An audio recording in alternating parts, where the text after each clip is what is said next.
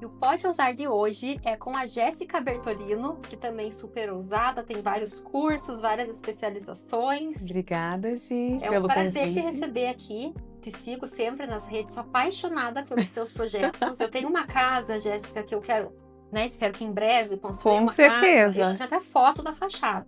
Já tem a Já referência. tenho uma referência. Então, quando eu for fazer, com certeza você vai Executar esse projeto para mim. Então, tirar do sonho, tirar do papel. exatamente. Jéssica, conta um pouquinho, né? Eu falei que você é uma mulher ousada, né? Eu soube, né? Sei que você se formou em engenharia civil, né? Até se formou com meu cunhado. Sim. E aí, como que você, né, fez para... Porque hoje você, além de ter, que eu acho muito importante isso, você ter essas duas vertentes, né? Tanto da engenharia como da arquitetura. Conta um pouquinho pra gente. Então, Gi, primeiramente, obrigada pelo convite de participar do seu podcast. É uma honra estar aqui. E aproveito falando do meu escritório, que é a JB Studio. Então, eu inicio falando que esse escritório é um escritório destinado a projetos arquitetônicos e interiores. E aí você comentou, Jéssica, mas você é formada em engenharia civil. Sim, eu sou formada em engenharia civil e design de interiores.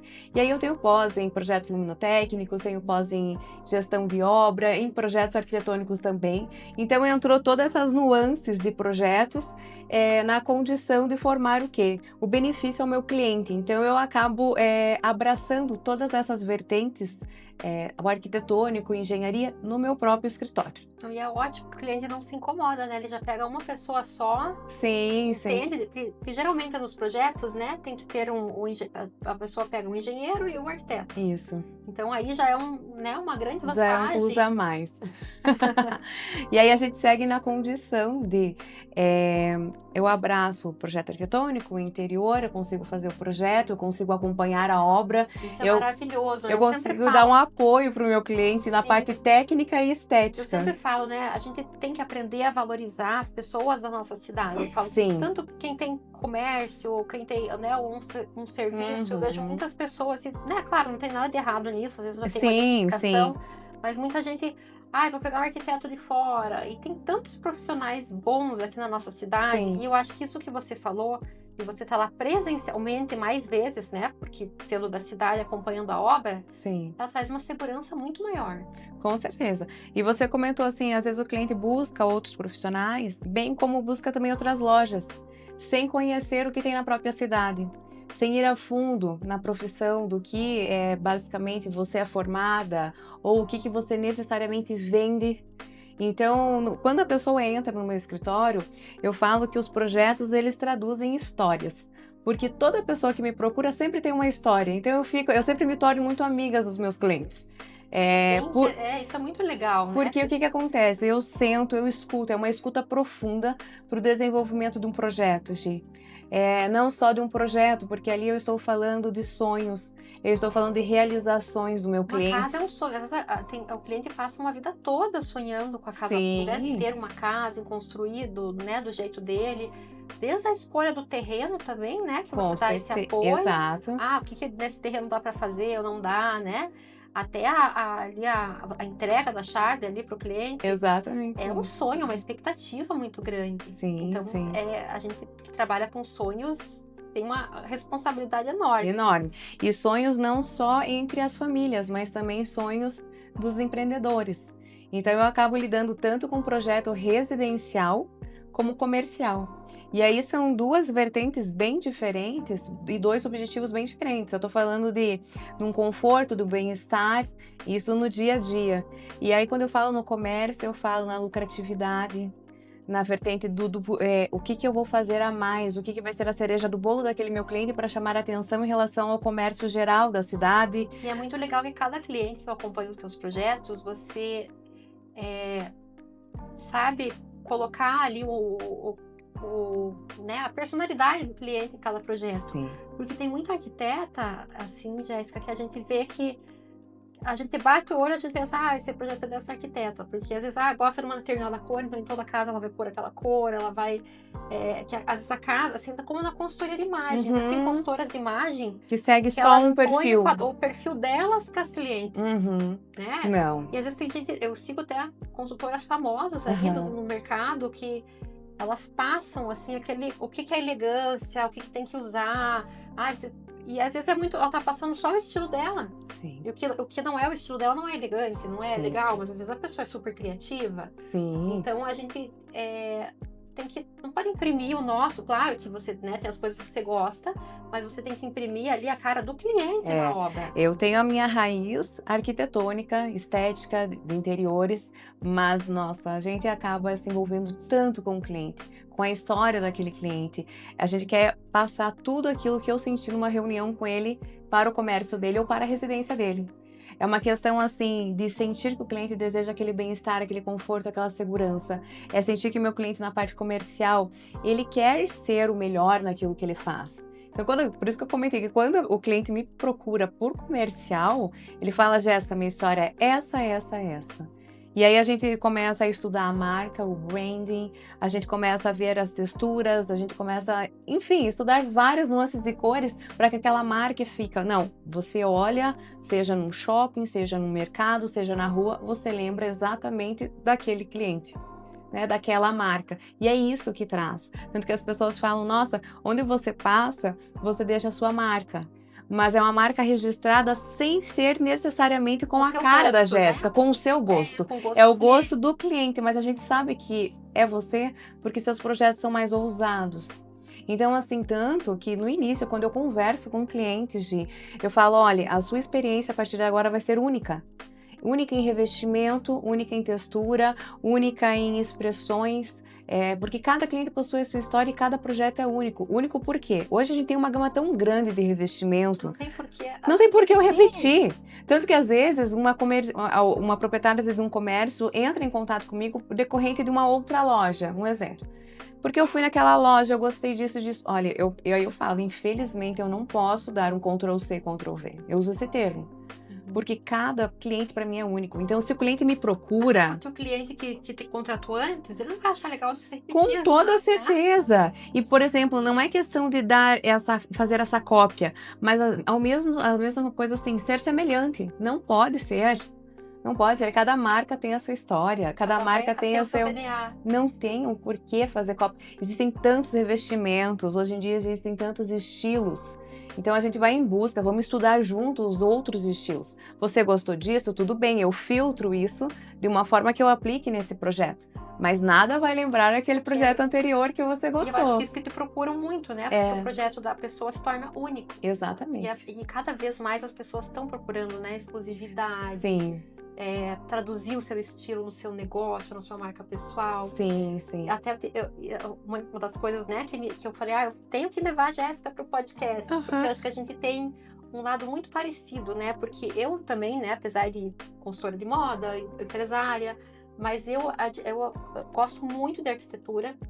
E até inclusive eu gosto muito de inventar, de criar. Até inclusive o meu apartamento que eu comprei já recente, faz um ano, a gente comprou, né, pensando em ficar pouco tempo, né, depois de construir. Mas eu decorei ele tudo sozinha, assim. Eu adoro, sabe, fazer essa pesquisa no Pinterest. Eu gosto de ver o que está em alta. Eu tenho o meu DNA, né? Então, todas as minhas casas, eu gosto muito, assim, do cinza com o dourado, com o branco, assim. Eu tenho aquele estilo mais clássico, então todo lugar que eu morar, eu vou imprimir esse estilo. Então a pessoa entra, ela reconhece. Mas por que você tem essa facilidade, Gi? Porque moda e arquitetura, que era o que a gente estava conversando antes, exatamente. Andam juntas. E você também é uma pessoa com muita informação de moda. Você está sempre super bem vestida, super arrumada. Então, assim, eu acho que a gente tem muito, né, de uma admirar, de trabalhar a outra e isso é bonito, quando as mulheres se admiram.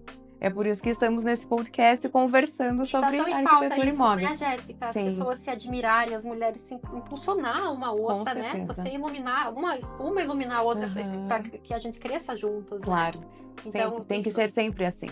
E falando, né, que moda e arquitetura andam muito juntas, né? Principalmente na parte de cores, às vezes de texturas, de formas geométricas. O que você vê, né, na tua área, que vai estar em alta no próximo ano? O que né, tem passado? Você faz muitos cursos fora também, que eu acho super legal. O que você tem visto como forte tendência agora nos próximos anos? Falando em tendência, então quando a gente fala em tendência é porque houve muitos estudos anteriores, muito movimento, muito estudo embasado num propósito, né? Então tanto a moda, por que a gente comentou que moda trabalha junto com a arquitetura? É porque as duas falam de proporção, narrativa visual, estilo, volume, espaço, atmosfera, conexão. É moda e arquitetura junto. Porque a pessoa... Onde tem moda, tem arquitetura. O que eu falei pra você, a pessoa que ela, né, que me conhece, ela vai identificar que aquela casa, né, aquela decoração da casa tem a ver comigo, porque eu também vou imprimir isso no que eu visto. Sim, e aí você comentou, Jéssica, o que você vai levar ali para 2026 como tendência? Hoje tá vindo muito à tona o aconchego, materiais naturais, lâminas naturais. Eu amo quando o cliente me dá o ok que eu posso usar uma lâmina natural. Eu adoro porque isso implica num aconchego, deixar o ambiente mais cênico, mais receptivo para receber. Porque assim, hoje está tão assim, a gente fala tanto sobre inteligência artificial, rapidez, agenda lotada, é tudo uma loucura, a gente não tem tempo para nada, que quando a pessoa chega em casa, ela me pede conforto, bem-estar. Eu quero um sofá que eu passe a mão e sinta a textura do meu sofá. Que eu sinta aquela que eu quero voltar para minha casa. Mas até cores, né? Cores que transmitem, sim, né? Mais aconchego, né? Exatamente. Por exemplo, na moda muito do linho em alta, o handmade, né? Do crochê. O handmade que você comentou, ele vai vir, olha, ele vai vir com tudo. Com tudo que eu digo, assim, não só nas texturas, nos revestimentos, mas como quadros feitos à mão. Algo muito importante, assim, eu amo um papel de parede, só que eu valorizo muito os pintores. Então, muito dos meus projetos, você pode perceber, Gi, as pinturas são realizadas à mão. Porque é um dos passos para o seu projeto ser único.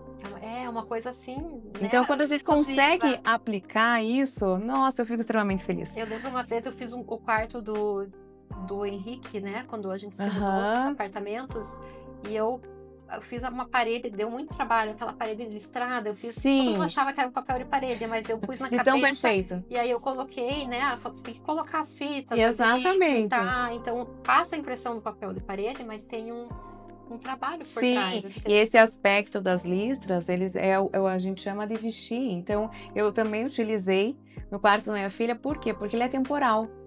Aquilo passa uma tranquilidade, então eu englobei as paredes com o teto naquela mesma textura. Por quê? Porque eu sabia que a partir dali que eu me tornasse mãe, ali ia ser meu aconchego com a minha filha. Aquele espaço, o azul, traz esse aconchego, né? Aquela pintura. Exatamente, e é muito importante isso. E algo que eu admiro muito você também nessa parte profissional é porque você é mãe. Então, quando a gente é mãe, a gente entende como tudo funciona. A gente sabe o valor de estar aqui batendo papo sobre o nosso futuro, batendo papo sobre a nossa profissão, sabendo que tem alguém em casa nos esperando. Então a gente se torna cada vez mais unidas por isso. Sempre os pratos. Né? Exatamente. Eu não sei se você tem ouvido falar, com certeza, né? Na arquitetura a gente fala, eu até publiquei um texto na revista de ponta, que fala muito sobre escapismo. E as pessoas têm buscado isso. Sim. Aonde? No crochê, porque lembra aquele tempo da avó, né, da casa da avó. Isso vem muito em alto. Uma coisa que eu acho linda, eu sempre, quando eu era criança, eu morava num apartamento antigo, e o piso era de taco. E assim, na época minha mãe achava, tudo de taco, aqueles móveis maravilhoso. Não sei se você lembra, existia um tal de Decorflex, alguma coisa assim. Não vou lembrar. Acho que você era menina ainda. Imagina, colava por cima daquele piso. Hoje já tá, né? Minha sogra reformou, vendeu a casa e ela tirou todo o piso da sala, que era um piso de madeira super nobre, e fez no apartamento dela uma escadaria maravilhosa. Ficou Teve olha, faz anos atrás que uma loja me convidou para fazer um projeto arquitetônico. E aí, quando a gente tirou aquele revestimento, a gente se deu de cara ali com aqueles sacos. Eu falei, não. Isso aqui é maciço, nós vamos reutilizar, a gente vai fazer uma revitalização. Ficou lindo, maravilhoso. E aí, quando você fala dessa parte arquitetônica, cada uma tá puxando pro seu lado, digamos, você, né, falando da arquitetura e eu, coincidentemente, falando da moda. Eu falo dessa parte atemporal referente às roupas. Porque a minha mãe, ela separou umas roupas de seda. Então, assim, na época ela era moça, Gi. E o que ela fez? Ela guardou com muito carinho aquilo. Então, quando eu me tornei ali jovem, mais madura, enfim, entendida do assunto em relação a tecido, ela me apresentou aquelas peças. Eu falei, que coisa mais linda. Eu uso até hoje. A seda passa, né, de geração. Eu tenho uma paixão já por coisas assim, de família, de você resgatar, de você repaginar. Por exemplo, estou usando essa... claro que essa roupa não é da minha mãe, né? Não foi da minha mãe. Mas o crochê, né? Mas o crochê, a seda, por exemplo. E você percebe que o corte, quando é um corte bem feito, aquilo perdura por tantos anos. Eu agora, recentemente, eu peguei... Meu avô faleceu, já vai fazer 2 meses. E eu peguei um blazer dele, um paletó. Eu me lembro dele usando esse blazer. Veja só. Hoje tá muito em alta nessa moda oversize. Claro que eu vou ter que diminuir um pouquinho. Mas eu falei, gente, eu quero... Meu pai tinha doado, imagina, meu pai tinha doado o blazer. Eu fiquei louca. Eu falei, pai, como é que você doa? Porque ele não queria que mexesse nas coisas. Como é que você doa esse blazer? Eu queria pra mim. E aí depois até fiz ele resgatar lá. Ele eu falei, pai, eu quero aquele blazer. Você resgata o blazer pra mim. E aí eu tô com um projeto, né? Eu quero agora customizar ele, personalizar. Sim. Porque essa tornar especial pra você. Essa coisa de família pra mim tem muito valor. Eu tenho muitos móveis que eram da minha bisa. Então, eu sempre carreguei para todo lugar que eu morei. Então, quando vão...